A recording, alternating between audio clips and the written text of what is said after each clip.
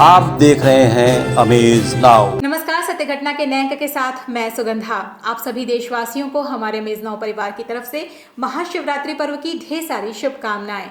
और अब मुख्य घटनाएं। महाशिवरात्रि पर्व के मौके पर बज उठे सभी शिवालयों के घंट घड़ियाल। सीएम योगी ने शिवरात्रि के मौके पर गोरखनाथ मंदिर में किया रुद्राभिषेक। एसएसपी विपिन टाड़ा ने कहा कि 3 मार्च को होने वाले मतदान के मद्देनजर सुरक्षा व्यवस्था मुकम्मल।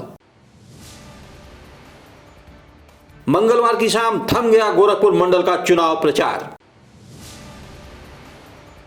और सपा मुखिया अखिलेश ने चुनाव बाद 5 साल तक राशन बांटने का दिया आश्वासन, तो बीजेपी ने कहा कि 10 मार्च के बाद घर बैठेंगे अखिलेश। अब सत्य घटना विस्तार। गोरक्ष नगरी में मुख्यमंत्री योगी आदित्यनाथ ने महाशिवरात्रि के दिन अपने आवास में ही रुद्राभिषेक किया। इस दौरान उन्होंने देवाधिदेव भगवान शिव से संपूर्ण विश्व के कल्याण, उद्धार, समृद्धि एवं शांति के लिए प्रार्थना की। आपको बता दें कि आवास से निकलने के बाद सीएम योगी सबसे पहले बाबा गोरखनाथ के दरबार में पहुंचकर विधि विधान के साथ भोलेनाथ की पूजा अर्चना की। उसके बाद वे अपने गुरु ब्रह्मलीन महंत अवैधनाथ की समाधि स्थल पर जाकर उनका आशीर्वाद लिया।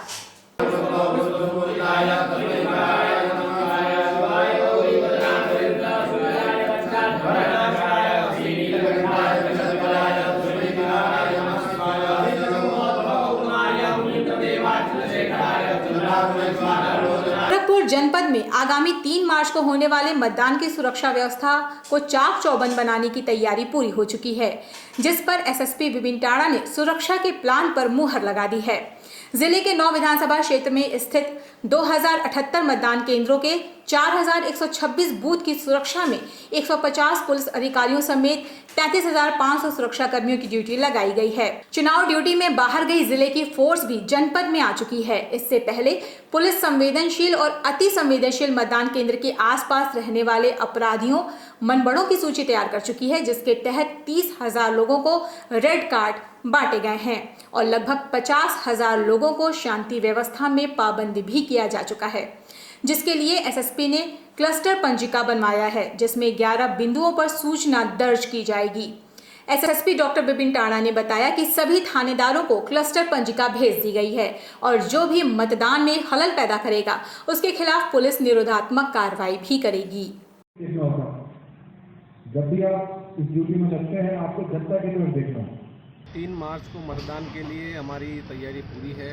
जो बाहर जनपदों से हमको फोर्स मिला है, गैर जनपद का फोर्स आ गया है, उनको रुकवाया गया है अलग अलग स्थानों पर, उनकी ब्रीफिंग की जा रही है। साथ ही हमें 130 कंपनी ये सेंट्रल पैरामिलिट्री फोर्सेस की मिली हैं, जिनको कि बूथ पे और मोबाइल ड्यूटी में लगाया जाएगा। हर विधानसभा में 9 सेंट्रल पैरामिलिट्री की पार्टियाँ होंगी जो लगातार भ्रमण पर रहेंगी। इसके अलावा अधिकारीगण और हमारे cluster mobile, sector magistrate, zonal magistrate सभी लोग मोबाइल पार्टी पे रहेंगे और लगातार क्षेत्र का भ्रमण होगा। जिला स्तर पे कंट्रोल रूम बना है और थाना स्तर पर भी कंट्रोल रूम बना है, किसी भी घटना का त्वरित संज्ञान लेकर कार्रवाई करने के लिए। और यदि किसी ने गड़बड़ी फैलाने की प्रयास किया तो उनके खिलाफ कड़ी कार्रवाई की जाएगी। 30,000 लोगों को रेड कार्ड बांटे गए हैं और 50,000 लोगों को शांति व्यवस्था कायम रखने के लिए पाबंद किया गया है। साथ ही जो आपराधिक तत्व हैं उनके खिलाफ भी कार्रवाई लगातार की जा रही है और चुनाव को सकुशल, शांतिपूर्वक और निष्पक्ष रूप से संपन्न करवाया जाए। महादेव की आराधना का पर्व महाशिवरात्रि मंगलवार को श्रद्धा पूर्वक मनाया गया। इस अवसर पर महानगर में महादेव झारखंडी, मुक्तेश्वर शिव मंदिर, मानसरोवर शिव मंदिर सहित अन्य शिवालयों में भगवान शिव के जलाभिषेक के लिए आस्था का जन सैलाब उमड़ रहा। इसी क्रम में महानगर के हिंदी बाजार स्थित शीतला माता मंदिर समिति की ओर से भगवान शिव की बारात धूमधाम से निकाली गई। गाजी बाजी और मनोहर झांकियों के बीच शिव बारात की शोभा यात्रा शीतला माता मंदिर से निकलकर मदरसा चौराहा, चौरहिया गोला, बख्शीपुर, रेती चौक, घंटाघर होते हुए फिर शीतला माता मंदिर पहुंची, जहां शिव विवाह संपन्न कराया गया।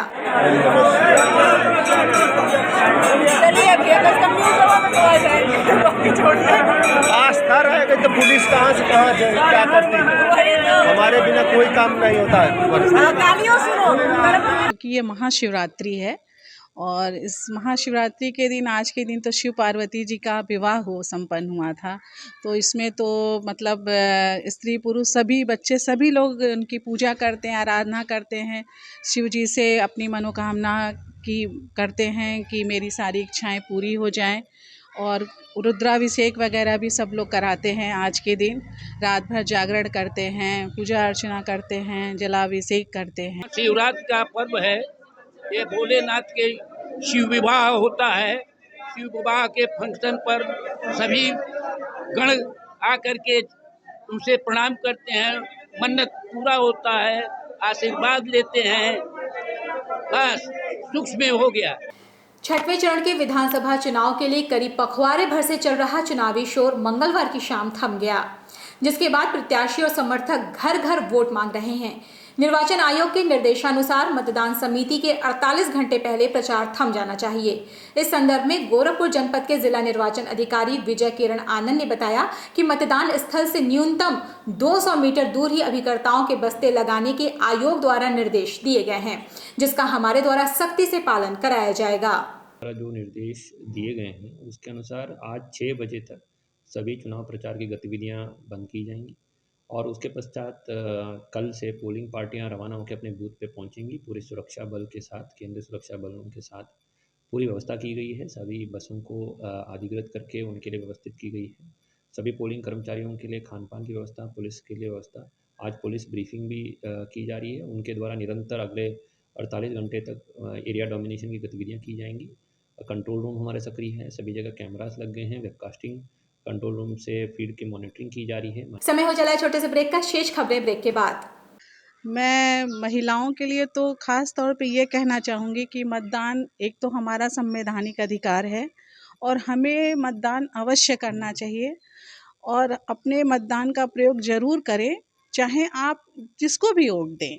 मैं नहीं कहूँगी कि इनको दे इनको दे, आप जिसको भी दें, लेकिन आप अपने मतदान का प्रयोग करें, सदुपयोग करें, घर से निकले जाएं, वोट डालें, ताकि आप और दो बातें ज़रूरी हैं कि एक तो आप सही मतदान करें और सही नेता या जिसका भी आप चुनाव करें सही करें, क्योंकि आप जैसे नेता का चुनाव करेंगे वैसे हमारे राष्ट्र का निर्माण होगा। तो हमारे राष्ट्र का निर्माण बढ़िया हो, उसके लिए हमें अच्छे नेता की आवश्यकता है जो हमें सही पथ पे आगे ले चले, अग्रसर करें, हमारी उन्नति के बारे में सोचें। तो महिलाएं जो भी हैं, घर में हैं या बाहर हैं, जहाँ भी हैं, अपने सारे काम छोड़ के, एक स्लोगन है कि पहले मतदान फिर जलपान।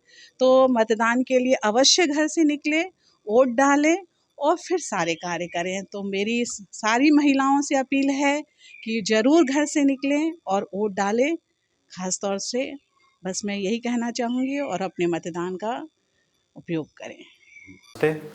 मेरा नाम प्रखर वर्मा है, मैं गोरखपुर शहर का निवासी हूँ। जैसा कि आप सब जानते हैं कि उत्तर प्रदेश विधानसभा चुनाव 2022 चल रहा है और आज की तारीख में 5 चरण के चुनाव संपन्न हो चुके हैं। हमारे क्षेत्र में चुनाव 3 तारीख को है। तो आप सभी दर्शकों से मैं ये विनती करता हूँ, आप सभी मतदाताओं से मैं ये विनती करता हूँ कि आप लोग भारी संख्या में घर से निकलें और मतदान केंद्रों पर जाकर अपना वोट ज़रूर डालें। जैसे कि हमारे प्रधानमंत्री जी भी बोलते हैं कि पहले मतदान फिर जलपान, तो उस हिसाब से हमें अपने सारे कार्यों को मतदान वाले दिन अलग रखकर पहले मतदान करना चाहिए, उसके बाद हमें बाकी अपने कार्यों को आगे बढ़ाना चाहिए। मैं 26 वर्षीय नागरिक हूँ, तो मेरा युवाओं से खास अपील है कि आप सब लोग छुट्टी के दिन को एक वोटिंग वाले दिन को एक छुट्टी की तरह ना मनाएं, अर्थात आप जाएं, बाहर निकलें और वोट ज़रूर डालें, क्योंकि आपका वोट बहुत कीमती है। इससे लोकतंत्र हमारे देश का और भी ज़्यादा मजबूत होगा। ब्रेक के बाद आपका स्वागत है। चलते हैं शेष खबरों की ओर। गोरखपुर जिले में आधे से अधिक बूथों की वेबकास्टिंग कराई जाएगी। वेबकास्टिंग के जरिए इन बूथों पर हर गतिविधियों पर अधिकारियों की नजरें होंगी। इसी क्रम में गोरखपुर जिला प्रशासन के निर्देश पर जिला पंचायत राज अधिकारी हिमांशु शेखर ठाकुर द्वारा वेबकास्टिंग कर्मियों को CCTV kit, ID card, extension socket इत्यादि का वितरण विकास भवन में किया गया।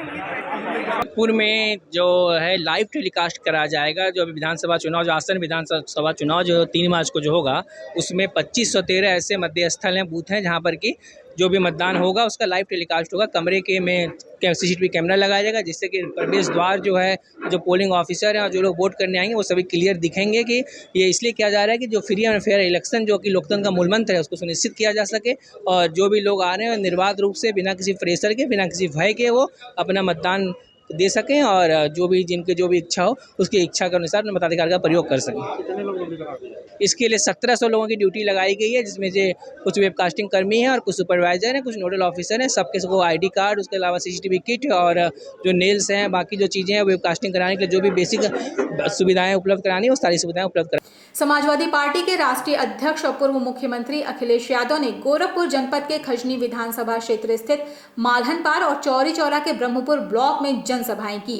इस दौरान उन्होंने मालहनपार जनसभा के दौरान महंगाई, बेरोजगारी, भ्रष्टाचार और किसानों पर किए गए अत्याचार के मुद्दे को उठाते हुए योगी सरकार को घेरने का काम किया। ना बिस्तर दे पाए, ना ऑक्सीजन दे पाए, और अभी कह रहे हमने राशन दे रहे, राशन। हमारे पत्रकार साथी जानते हो, नौजवान भी जानते होंगे, ये राशन पहले नवंबर तक बांट रहे थे, अब ये मार्च तक बांट रहे हैं। बताओ, पहले नवंबर तक बांट रहे थे, अब मार्च तक बांट रहे हैं। बताओ, मार्च के बाद राशन कौन देगा? आप साइकिल की बटन दबाइए और 5 साल राशन पाइए। मतदान के लिए 24 घंटे से भी कम का समय रह गया है, लेकिन प्रत्याशी कोई भी मौका नहीं चूकना चाहते हैं। अपने अपने प्रचार प्रसार में लगे तमाम प्रत्याशियों के ही क्रम में गोरखपुर जनपद के पिपराइच विधानसभा से समाजवादी प्रत्याशी अमरेंद्र निषाद ने अपने आप को किसी भी आपराधिक घटना से दूर बताते हुए स्पष्ट किया कि उनके ऊपर जो भी मुकदमे हैं वो सभी लंबित हैं और राजनीतिक परिप्रेक्ष्य से जुड़े हैं। तो दिन, कल का दिन और रात ये बहुत टक्कर की रात है और महत्वपूर्ण रात होगी।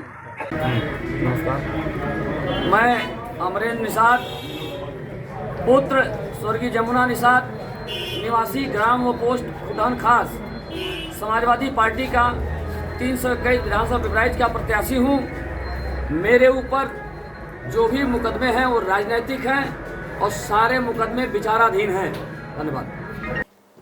सत्य घटना में ये थी अब तक की खबरें। तेज सटीक और ताज़ी घटनाओं को जानने के लिए जुड़े रहें अमेज नाउ के फेसबुक पेज, यूट्यूब चैनल और वेब पोर्टल से। इस अंक में बस इतना ही। अगले अंक में आपसे फिर से होगी मुलाकात। तब तक के लिए हमें आज्ञा दीजिए। नमस्कार।